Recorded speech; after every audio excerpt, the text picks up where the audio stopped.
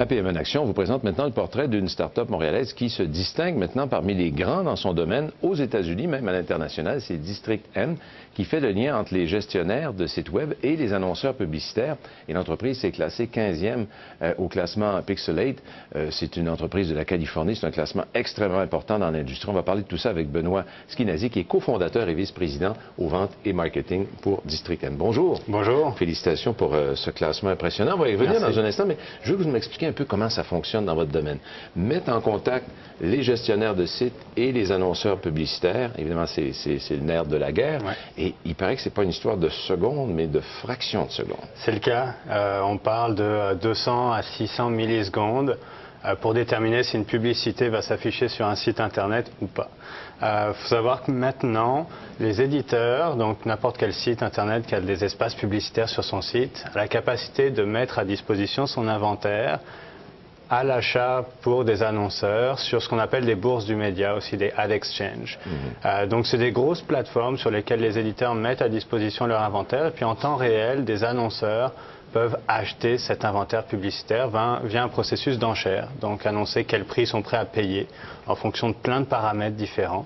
Et en fonction de ça, ils accéderont ou pas, ils afficheront ou pas leur publicité en ligne. Alors, on va prendre un exemple concret. Je suis sur Internet, je projette peut-être de faire un voyage dans le Sud, je suis sur la page d'un voyagiste, par exemple. Alors bon, déjà là, on va lire mon profil, on va voir où je suis, et on va dire, ah, peut-être un client potentiel pour l'achat d'un voyage dans le Sud. C'est comme ça que ça va se passer.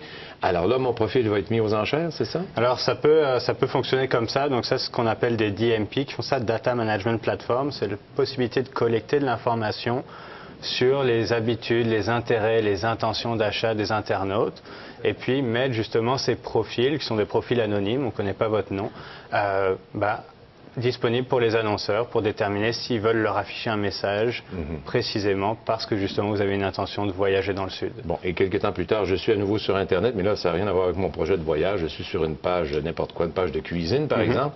Et là, on sait que je suis là.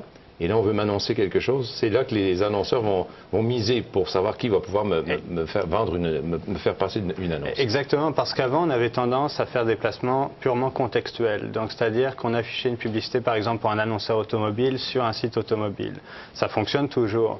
Maintenant, on s'est dit, si la personne a une vraie intention d'achat d'une nouvelle voiture ou d'un voyage dans le cadre de votre exemple, qu'il soit sur un site de cuisine, de météo, de nouvelles ou de voyage, il a toujours cette intention de voyager. Donc ça vaut le coup de l'afficher. Voilà, ça exactement. Alors là, il va y avoir une enchère. Celui qui remporte, qui fait la meilleure mise pourra publiciser son annonce, mettre son annonce sur la page. Exactement, c'est tout à fait ça.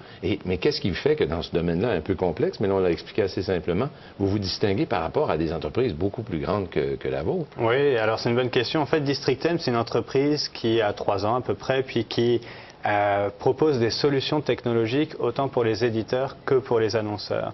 Pour les éditeurs, on a créé une technologie qui s'appelle Boost par District M et qui permet à n'importe quel site qui a des espaces publicitaires sur ses pages de les monétiser au meilleur CPM, au meilleur coût pour 1000 impressions publicitaires. Aujourd'hui, il y a plus de 5000 sites en Amérique du Nord qui utilisent cette technologie. On parlera de Pixelate sans doute. Ça fait partie du classement, justement. Et de l'autre côté, on permet aux annonceurs, justement, via un DMP, un Data Management Platform qu'on a créé qui s'appelle Compass, de cibler les individus en ligne en fonction de leurs intérêts et de leurs intentions. On rend tout ça plus performant. Exactement, c'est l'objectif. Là, on reconnaît quand même, vous êtes le 15e sur le palmarès américain de Pixelate. Ça va vous propulser. C'est sûrement très, très bon pour vous. C'est super bon pour nous. On est très fiers. C'est beaucoup de travail pour en arriver là. Et en gros, ce que ça veut dire, c'est que Pixelate analyse la qualité de l'inventaire des réseaux publicitaires disponibles sur ces fameuses bourses du média, en gros, pour les annonceurs. Et District M est 15e, c'est la seule entreprise canadienne dans le top 20 de Pixelate. Et à côté, justement, de géants du web comme Google, Ad Exchange, Rubicon Project. Je regardais la liste. Là. Exactement, donc on en est très content. C'est un gage de qualité pour les annonceurs qui travaillent avec l'inventaire de District M également. Et votre croissance passe automatiquement par les États-Unis. C'est quoi les projets de ce côté-là? Oui, totalement. Les États-Unis, c'est un marché incontournable pour nous. C'est certain que c'est beaucoup plus de volume publicitaire. Donc on prévoit d'ouvrir un bureau aux États-Unis d'ici l'été. On a déjà des employés qui y vont très régulièrement, qui développent fortement ce marché-là. Mais c'est un incontournable, c'est certain. Là, vous atteignez des revenus de 30 millions. Ça fait 3 ans que l'entreprise existe. Vous projetez vous rendre à 100 millions dans 3 ans? C'est l'objectif, en tout cas. C'est pour ça qu'on continue d'embaucher. On a une super bonne équipe. On continue d'embaucher. On veut ouvrir un bureau aussi à Toronto, probablement la première semaine de mai. Donc, on est capable d'y arriver, c'est certain. C'est fantastique. Donc, de l'embauche, c'est intéressant. On visite votre site. On peut se renseigner comme ça, voir quel profil vous recherchez? Oui, totalement. Totalement. Il y a une section carrière. Donc, vous allez pouvoir voir, on regarde autant dans la section des ventes que des développeurs techniques, etc., etc. On va suivre avec beaucoup d'intérêt la croissance de District M. On aura l'occasion de se reparler. Merci beaucoup de nous avoir visités. Merci beaucoup. Au revoir. Au revoir. Voilà, mesdames, messieurs, pour ce segment. On revient dans quelques minutes, après une courte pause publicitaire avec une autre émission, une autre présentation à PME en action. Restez avec nous.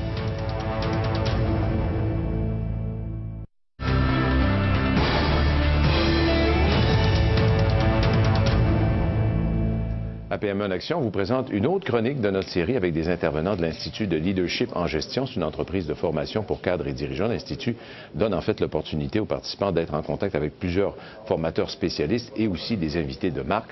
On en reçoit un aujourd'hui, Samuel Parent, président de Titan Interactif. Bonjour. Bon matin. Parlez-nous un peu de votre parcours. Qu'est-ce qui vous a amené à intervenir avec l'Institut? Puis qu'est-ce qui vous a amené à avoir de l'intérêt pour votre domaine de spécialité aussi? Oh, grosse question. On aura passé 6 minutes. Non. Mais on va faire ça rapidement. Mon intérêt est tombé par nécessité. Mon parcours a toujours été en marketing, en recherche, en agence de publicité, en médias. Et très tôt dans ma carrière, quand j'avais pas vraiment l'expérience pour savoir dans quoi je m'embarquais, on m'a parachuté dans le numérique. En disant, bon, le petit nouveau va s'en occuper. Il est jeune, c'est ça. Exact. Puis c'était parfait. J'ai eu l'occasion d'apprendre beaucoup de choses parce que j'en étais responsable. De fil en aiguille, j'ai travaillé en agence, en vente publicitaire, en gestion d'équipe, de développement numérique, bref, et donné beaucoup de formations pour différentes associations dans le domaine. Ce qui m'a rendu un généraliste d'à peu près toutes les disciplines du numérique, côté marketing, communication, publicité. Ce qui m'amène à l'Institut, c'est des relations Mais c'est votre côté de formateur, parce que c'est important pour vous. Vous êtes chroniqueur régulier ici à Argent. Vous avez eu une formation à l'Université Concordia où maintenant vous êtes chargé de cours pour les médias sociaux. Donc, toujours la formation, redonner, partager ce que vous avez appris dans toutes ces années d'expérience. Alors, donc, l'Institut, c'était un naturel. C'est un naturel, comme on dit. Puis pour eux, ça me permet d'amener le volet numérique dans une formation, dans une journée d'un programme de 5 jours. Sur le marketing intégré. Alors moi, j'amène le volet numérique et un autre collègue, je pense qu'il est déjà venu, va toucher le portrait plus large. Qu'est-ce qu'on fait pour réussir à avoir un meilleur positionnement dans les moteurs de recherche comme Google? Parce que tout le monde utilise ça. Exact. Et si on est mal positionné là-dedans, on manque une occasion unique. C'est ça. Bon, donc dans ce cas, dans ce qu'on appelle le SEO, l'optimisation des moteurs de recherche ou le référencement, il y a vraiment 2 niveaux. Le premier niveau, on ouvre une porte, il y a 3 options qui sont bien importantes. La première, c'est le contenu qu'on va positionner sur notre site. Est-ce qu'il est pertinent, il est intéressant, utile pour notre clientèle? Et de cette façon-là, ça va sortir dans les résultats de recherche, les gens vont cliquer dessus, s'intéresser, venez chez nous. Notre référencement. Donc, est-ce qu'il y a des sites qui parlent de nous, qui ont des liens vers nous, puis qui amènent du trafic chez nous? Ça aussi, ça compte dans l'algorithme de Google. Et notre code. Donc, les codes méta et toutes sortes d'autres aspects plus techniques de notre site, là où on a besoin d'un bon webmaster, qui va s'assurer que tout est bien documenté, tout est bien écrit, la nomenclature de tout est claire en langage français-anglais, mais que les humains sont capables de lire, de façon à ce que Google est capable de rapporter tel fichier, telle image, telle photo, telle vidéo à un sujet X que les gens recherchent et vous êtes l'autorité parce que vous en parlez. Donc, ça prend ces 3 composantes-là. On ne peut pas y aller avec seulement une. Au niveau du référencement, ça, c'est très important. C'est quoi les conseils que vous pourriez donner pour que ça soit efficace, là? Donc, côté référencement, ce qui est hyper important, c'est que si quelqu'un... Mettons, on a chacun notre site web. Vous êtes une autorité générale, moi, je suis bien spécialisé. Puis, quand il tombe dans des questions spécialisées, vous voulez envoyer du monde vers moi. Donc, vous mettez un lien vers mon site. L'important pour moi, c'est que, pas que vous ayez un lien vers moi, c'est que votre lien envoie du monde vers moi. OK, S'il y a un lien, pas la même personne ne chose, clique là. dessus, Ouais. ça vaut rien pour moi, même que ça me nuit. Alors, il faut qu'il y ait de l'achalandage. Ah, pourtant, on aurait pensé que ça aurait fonctionné de deux façons. Avant, c'était le nombre de liens. Là, Ouais. c'est l'achalandage qui provient de ces liens-là. Très important. Et c'est quoi les erreurs que les gens font souvent? Quand vous donnez vos formations, vous dites, il y a sûrement des gens qui vous racontent des expériences qui ont échoué, là. Souvent, il faut en faire ce qu'on appelle un jobber, un collègue, Le neveu de gars quelqu'un. qui connaît ça. C'est ça. Ouais. Et puis souvent, ils connaissent certaines affaires très, très bien, mais il y a certaines affaires qu'ils ne savent pas parce qu'on ne sait pas ce qu'on ne sait pas. Ouais. Et on se ramasse avec des sites qui sont très beaux, très ergonomiques, mais que le codage derrière, pas optimisé. Les images s'appellent IMG 689, mais Ouais. ça ne dit rien à Google si c'est une fille en bikini, c'est un pad à break ou Oui, parce que c'est un service quelconque. Moi, je fonctionne beaucoup avec les recherches d'images. Et c'est sûr qu'il faut que l'image soit bien identifiée. Sans Exact. ça, l'engin de recherche, il Ça va pareil pour les documents, les vidéos, les articles. Donc, Mais je vois ça souvent apparaître, des codes comme ça qui ne veulent rien dire. C'est ça. Alors, 16 ça, c'est un bon exemple, Ouais. ça, de ce qui se passe.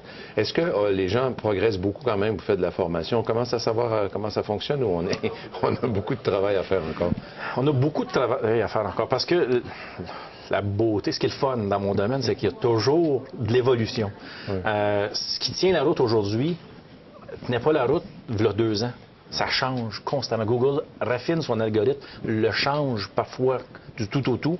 Ce qui fait qu'il y a des affaires qui étaient bons, qui sont plus bons aujourd'hui. Il y a des affaires qui sont plus négligeables aujourd'hui. Il y a d'autres affaires qui te pénalisent aujourd'hui, mais qui étaient bonnes avant. Ouais. D'où Alors, faut l'idée de toujours être à consulter jour. des spécialistes, justement, comme vous, qui sont à jour, parce que sans ça, on va se faire attraper. Exact. Le neveu qui connaît un peu ça, il est bien gentil, mais peut-être qu'il ne suit pas. Les bonnes intentions, les dernières mais- tendances. Très intéressant, M. Parent. fait plaisir. Merci beaucoup. On fait une courte pause, mesdames et messieurs. Restez avec nous.